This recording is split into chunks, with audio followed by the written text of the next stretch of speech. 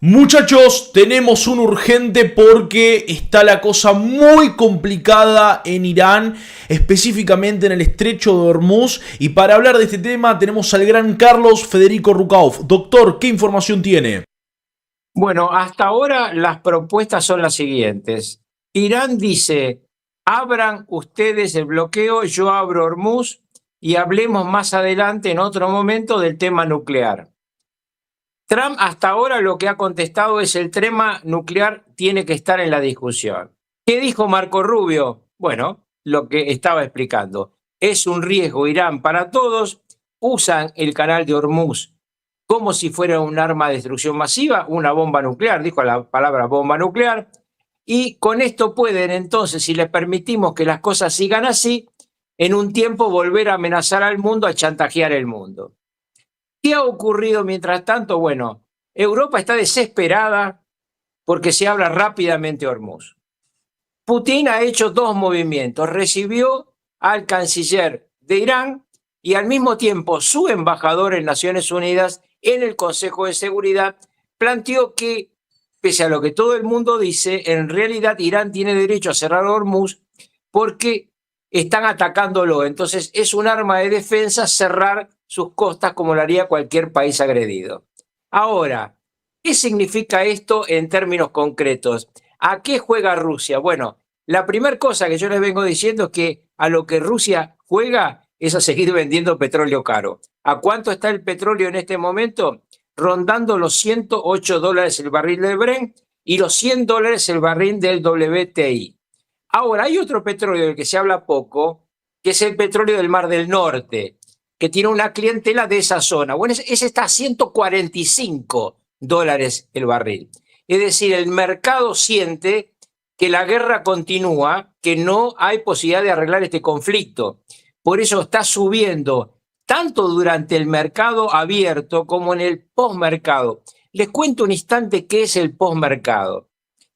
En el mercado, tanto bursátil como de otras traders, como puede ser el petróleo, el oro, los diamantes, etcétera, la plata, tiene un mercado que tiene un horario donde juega todo el mundo.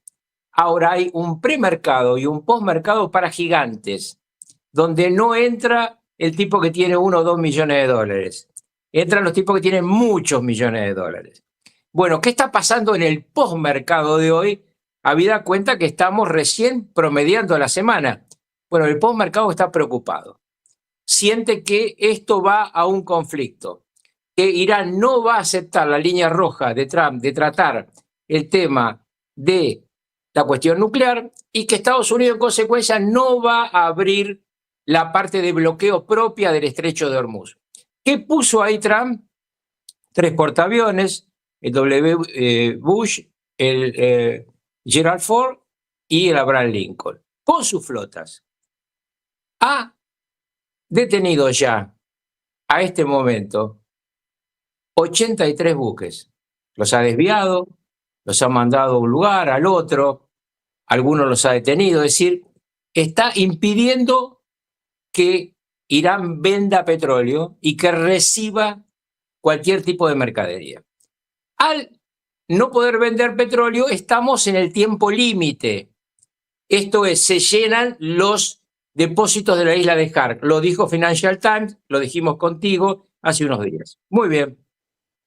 Pero ahora, ¿qué se está viendo? Se empiezan a subir a las redes videos y fotos de iraníes que muestran que Irán está tirando petróleo a la arena y lo está quemando. Esto es, que está empezando a tirar petróleo para no tener que tapar los pozos. Lo hemos explicado, la tesis que yo vengo diciendo hace rato en todos los medios, que la teoría de Estados Unidos es ahogarlos en petróleo, que no puedan sacar el petróleo de los pozos, que lo tengan que tapar, que eso significa todo un mecanismo luego muy complicado para reabrirlos, y que además no puedan entrar las divisas porque la principal fuente de exportación de Irán, 80% de las exportaciones, petróleo crudo y derivados. Entonces estamos en ese momento, en un Irán que dice, ábranme y yo abro para poder salir de este colapso, y de esto habla Donald Trump.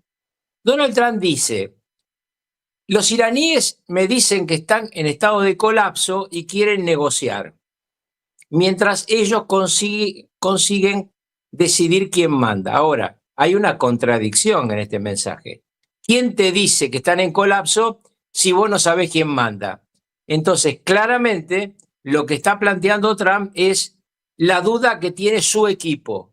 ¿Los bombardeamos, los destruimos o llegamos a un acuerdo y abrimos el estrecho a ambas partes para que el mundo respire y el galón de gasolina baje en Estados Unidos? 4.18 llegó hoy el galón de gasolina en todos los Estados Unidos. Obviamente en cada estado y en cada gasolinera hay una variación, pero el promedio es 4.18. Estamos hablando de un 50% de incremento sobre lo que era el año pasado. Entonces, esto, que había sido un gran alivio al comienzo de la administración Trump, porque estaba alto el precio del crudo y la gasolina en consecuencia en la época de Biden, esto que ha sido un alivio en el año pasado empieza a ser un malestar en el pueblo norteamericano. Trump hizo, como ya les expliqué, una apertura de las posibilidades de exportar petróleo norteamericano. Él puede suplir con petróleo propio, con petróleo de Venezuela y petróleo africano. Él tiene el control del petróleo de Nigeria, primer reserva mundial de África. Puede suplir una parte del mercado, pero eso no consigue bajar el precio del petróleo, del Brent y el WTI, que para lo que quiere Trump tendría que estar alrededor de los 80, 85 dólares el barril. Así que la disyuntiva de las próximas 24 horas es: avanzo, destruyo y me sube la gasolina, acuerdo y me bajo la gasolina. Esto, en definitiva, es el dilema que enfrenta Donald Trump.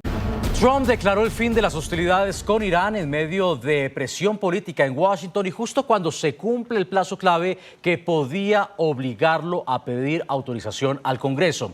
El presidente de Estados Unidos aseguró que el enfrentamiento ha terminado, pero su decisión llega en un momento crítico, con el legislativo exigiendo respuestas sobre el alcance real de la operación militar y los límites del poder presidencial en un escenario de guerra. Las hostilidades con Irán han terminado. Así lo informó el presidente estadounidense Donald Trump en una carta dirigida a los líderes parlamentarios el viernes. El documento se envió en medio de la presión del Congreso para que el republicano solicitara autorización en caso de que el conflicto se prolongara más de 60 días. En el documento, el multimillonario afirma que no ha habido intercambio de disparos entre las fuerzas estadounidenses e iraníes desde el 7 de abril y añade que las hostilidades que comenzaron el 28 de febrero de 2026 han terminado. Según la Constitución de Estados Unidos, solo el Congreso puede declarar la guerra. Sin embargo, una ley aprobada en 1973 permite al presidente iniciar una intervención militar limitada para responder a una situación de emergencia provocada por un ataque contra Estados Unidos. El mismo texto exige que el presidente, si mantiene tropas desplegadas durante más de 60 días, obtenga autorización del Poder Legislativo, a diferencia de una declaración de guerra. El conflicto con Irán comenzó el 28 de febrero, pero la notificación oficial de la Casa Blanca al Congreso sobre el inicio de las hostilidades se produjo 2 días después. Por lo tanto, el 1 de mayo representaba el plazo de 60 días para obtener la autorización de los parlamentarios. Vamos a debatirlo. Saludamos a Art Estopiñán, consultor político, estratega republicano y presidente de The Estopiñán Group, consultora especializada en relaciones gubernamentales, desarrollo empresarial y consultoría política. Bienvenido al programa La Tarde Fin de Semana. Gracias por la espera. Muy buenas tardes, mucho gusto. También gracias. Ha estado esperándonos Grisha Rader, analista político y estratega demócrata. Bienvenido a NTN 24. Gracias, un gusto estar aquí con ustedes. Buenas tardes. Bien, buenas tardes. Por supuesto, el debate está a flor de piel. El presidente Donald Trump ha declarado entonces el fin de las hostilidades justo cuando vencía el plazo de 60 días de la resolución de poderes de guerra, pese a que horas atrás había dicho estar insatisfecho con la propuesta iraní en la mesa de diálogo. Art, ¿estamos ante un cierre estratégico del conflicto o ante una salida forzada para evitar el pulso con el Congreso? Los Estados Unidos, bajo el liderazgo del presidente Trump, Rubio, Hegseth, han actuado de una manera brillante, espectacular. Es algo que el mundo ha sido testigo de esta intervención militar con Israel, los Estados Unidos han podido liquidar a esta amenaza de estos religiosos fanáticos extremistas islámicos. Es algo espectacular que solamente el poder militar de los Estados Unidos puede ser llevado a cabo con el liderazgo del presidente Trump y los republicanos. Vimos el fracaso total de la retirada de las fuerzas militares de Afganistán bajo los demócratas y el presidente Biden, en donde murieron innecesariamente 16 hombres y mujeres militares. Al contraste de lo que se ha llevado a cabo, no solamente en Irán, pero en Venezuela, y muy pronto lo vamos a ver en Cuba, es algo que orgullece al pueblo americano por el liderazgo militar de los Estados Unidos. Grisha, ¿quién se impuso realmente aquí, la Casa Blanca o el Capitolio? No, claramente fue la Casa Blanca y específicamente fue Trump. Si le preguntas a la mayoría de los americanos ¿para qué fue esta guerra y cuál fue la intención? La mayoría te van a decir, no tengo la menor idea. Sí, sin duda hay un segmento de la población americana que se siente orgulloso de que tenemos portaaviones y podemos gastar en misiles Patriot que cuestan $4 millones para tumbar drones que cuestan $20,000, que a nadie le hace ningún sentido. Pero a fin de cuentas, la razón de ser de esta guerra es algo que la mayoría de los americanos simplemente no entendemos, no sabemos para qué lo hicimos. Déjame darte el estrecho de Hormuz, tú ya tuviste oportunidad de hablar. Déjame hablar primero y déjame terminar. Te voy a tomar la palabra, pero dejemos terminar a Grisha primero y sigues tú inmediatamente con la respuesta. Exacto, cada quien con su lado, ¿no? Entonces, el estrecho de Hormuz antes de la guerra ya estaba abierto. Ahora están buscando que se vuelva a abrir, ya estaba abierto. E insisto, la razón de ser de esta guerra fue una guerra de elección, es un gastadero de $50,000 millones que la gente no entiende. Eso hizo que el galón de gasolina subiera más de $4, otras medidas inflacionarias. Entonces, la generalidad de los americanos dicen, pues la verdad no sé para qué fue esta guerra, no lo entiendo todavía. Se supone que es para apoyar a los sionistas de alguna manera, a nuestros socios, los israelíes, en su capricho, pero la verdad es que casi nadie entiende para qué fue la guerra. ¿Quería responder? Sí, déjeme darle la respuesta a mi amigo para que ya él se eduque y sepa la realidad. El propósito principal del presidente Trump, el secretario Rubio, Hexel lo han dicho, detener la amenaza nuclear de los iraníes, estos fanáticos religiosos extremistas que han dicho en numerosas veces, vamos a destruir a los Estados Unidos, vamos a destruir al Estado de Israel. Esa es la respuesta. Y gracias al presidente Trump, tenemos esa amenaza ya eliminada.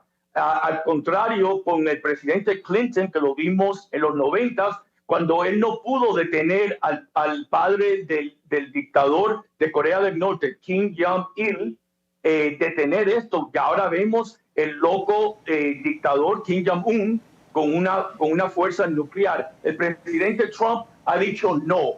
Irán no va a tener esa amenaza para nosotros y nuestros hijos. Esa es la razón. Los billones de dólares que estamos gastando son dinero que se merecen gastarlo para prevenir esta amenaza. Y yo creo que se van a conseguir en todos los estados demócratas, como los piratas somalíes demócratas en Minnesota, en California, en Massachusetts, que por fraude de los demócratas, los taxpayers, las personas que pagan los impuestos están pagando billones de dólares para el fraude de los demócratas.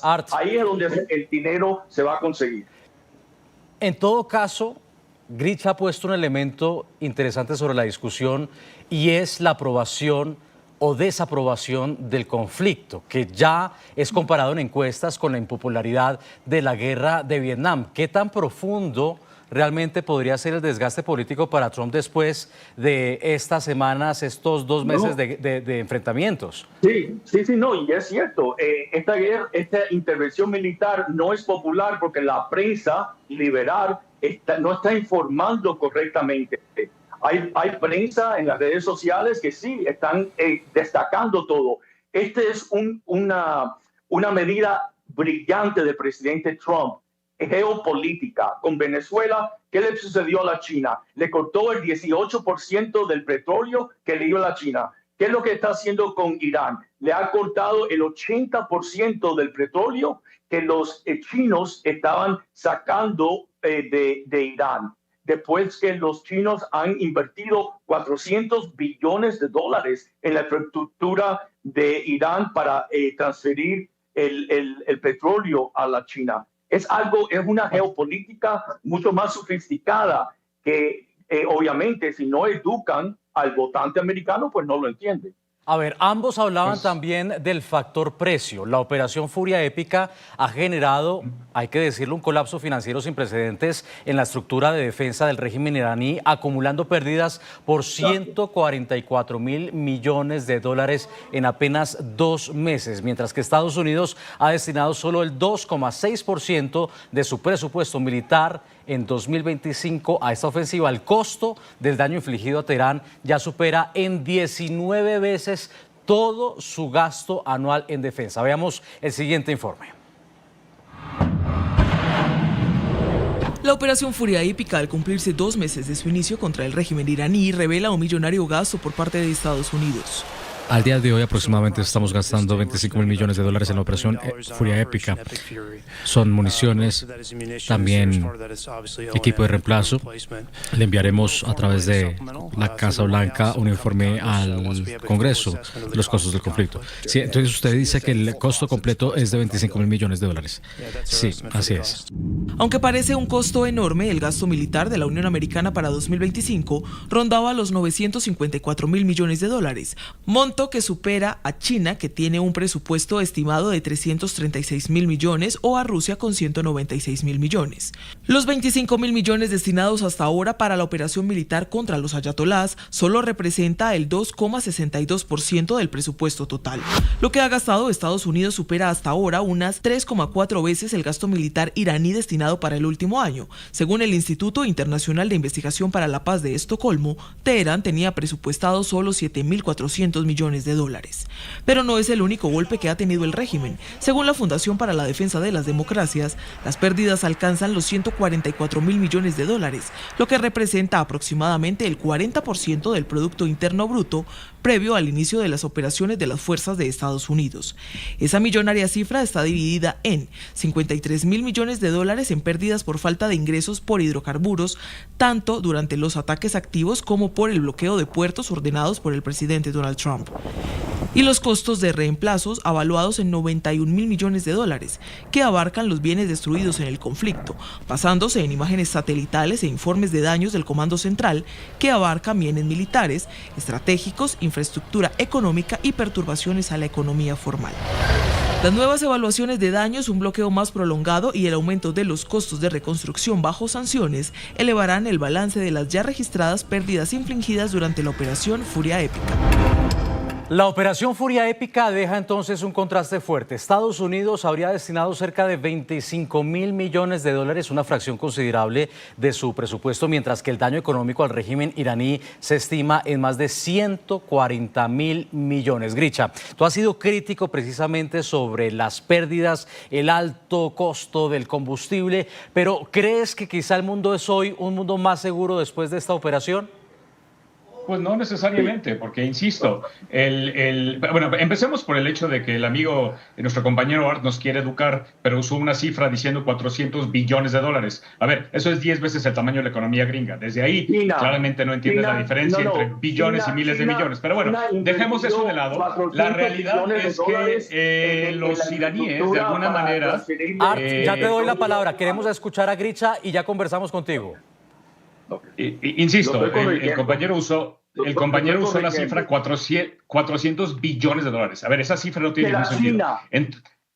400 billones de dólares es 10 veces la economía gringa, ¿ok? Eso no tiene sentido que uses cifras, ni siquiera entiendes la diferencia entre miles de millones y billones. Pero bueno, dejemos eso de lado. La realidad es que nos fuimos a una guerra preemptive, es decir, no había un ataque directo sobre Estados Unidos, que es lo que permite hacer el presidente cuando hay una emergencia, pero nadie atacó a Estados Unidos. Y el decir es que a lo mejor van a hacer guerras nucleares y gastar y un daño económico sobre la economía de los Estados Unidos de 800.000 millones de dólares, no billones, Art, 800.000 millones de dólares, que es como se dice en español, es un daño gravísimo sobre las billeteras de los americanos que nunca estuvieron de acuerdo con esta guerra y nunca estuvieron de acuerdo con este gasto estúpido en una furia épica. Entonces, si no hay una estrategia clara y una rendición de cuentas y una meta para esta guerra clara para saber cuándo podemos terminar con ella, pues obviamente muchos van a estar descontentos y el resultado va a estar en 2027 en las elecciones intermedias donde van a perder la Cámara de Representantes. Art, es que también ahí está el debate. Se debe leer este balance como una intervención costosa, pero en todo caso estratégicamente efectiva, o como un precedente donde el costo político interno podría terminar pasando factura. Yo creo que esto es, la historia va a vindicar y le va a dar la razón al presidente Trump y a los republicanos por ayudar al mundo de nuevo, no como el presidente Clinton hizo en el pasado y el presidente Obama y Biden, que los propios iraníes querían que los apoyara en la situación doméstica para destituir a estos ayatolas y los mulas religiosos fanáticos. Obama no hizo nada para ayudar a las mujeres jóvenes que la estaban matando los fanáticos iraníes religiosos, y Biden mucho menos. Entonces, el presidente Trump, yo creo que la historia le va a decir gracias, presidente Trump, los venezolanos, los iraníes, los cubanos, por ayudarnos a librar a nuestro país para la democracia y libertad. Yo entiendo que los republicanos necesitamos comunicarle al pueblo americano y estar en un mensaje directo y real. Yo lo que dije son 400 billones de dólares que los chinos invirtieron en la infraestructura de Irán para transferir el petróleo. El que lo busque, mi amigo, si no me cree. Bueno, eso es lo que ellos invirtieron. Ahora, yo sí entiendo que necesitamos comunicarle este mensaje al pueblo americano para que ellos entiendan bien por qué es que esta intervención militar con el Estado de Israel fue necesaria. Bueno, más allá de billions y miles de millones de dólares, interesante la discusión, lo planteábamos, la percepción en el público de Estados Unidos. Claro, depende también a quién se le pregunte. En el caso de la encuesta de The Washington Post, ABC e Ipsos, esta mostraba cómo la ofensiva contra el régimen de los ayatolás alcanzaba en Estados Unidos altos niveles de rechazo. El 61% de los encuestados afirmaba que las acciones militares lanzadas por Estados Unidos e Israel contra la República Islámica fueron un error. Art, ¿tú crees que después de vencido este plazo de los 60 días, Donald Trump podría idear una segunda fase para tratar de esquivar así al Congreso? ¿Es eso una posibilidad? Yo creo que el presidente Trump, bajo la Constitución estadounidense, tiene la potestad de, bajo los derechos de seguridad nacional, de proteger a la seguridad de los Estados Unidos. Los iraníes ya estaban enriqueciendo un 60% del uranium, y quiere decir que ya estaban listos para tener una bomba nuclear. Y el próximo paso es una bomba intercontinental que fuese llegar aquí a los Estados Unidos. Es decir, él como presidente tomó un voto, un oath, en donde proteger la seguridad nacional de los Estados Unidos, y eso es lo que está haciendo. Grisha, y ¿ves posible que en esta estrategia del gobierno para, de alguna manera, hacer un dodge, esquivar al Congreso en la declaratoria de guerra por los poderes de guerra, termine declarando una segunda fase habiendo puesto fin a esta primera? No, definitivamente el presidente Trump, como lo ha hecho siempre, va a buscar cada recoveco legal, cada hoyito que encuentre en donde pueda darle la vuelta a buscar cualquier autorización del Congreso. Obviamente, en este momento, marginalmente controlan la Cámara Alta y la Cámara Baja. Esto se va a acabar en 2027, pero si puede de alguna manera utilizar el poder que todavía tiene tanto a nivel estatal con los congresos estatales como con el Congreso Federal, si puede de alguna forma circunvenir el poder y la división de poderes que debería existir en Estados Unidos, que Trump magisterialmente ha logrado darle la vuelta, pues lo va a hacer. Ahora, la pregunta es qué tan hábil se va a ver de aquí hasta la elección media, que es en noviembre de este año, en donde se definirá qué tan enojado está el pueblo americano por estas medidas que estamos gastando. Pues, Estados Unidos acaba de alcanzar una deuda equivalente a su PIB, a su producción interna bruta. Estamos hablando de una de las deudas más grandes del mundo. Gracias, y sin embargo no hay ningún plan de de repagarlo. Entonces, obviamente no vamos a... Claro, sí. Gracias por eso, deuda. Bueno, es por supuesto, vea, el debate que ustedes están viendo ahora mismo en pantalla es el debate que precisamente se da en los medios de comunicación de Estados Unidos, en las calles de Estados Unidos, porque la discusión sin duda es álgida y por supuesto las respuestas también podrían estar saliendo a la luz en las próximas elecciones de medio término legislativas en Estados Unidos. Era parte del debate. Richard Rader estaba con nosotros. Gracias por haber estado con nosotros a esta hora en la tarde. Y también Ares Estupiñán, consultor político. Feliz tarde en Estados Unidos. Gracias, feliz tarde.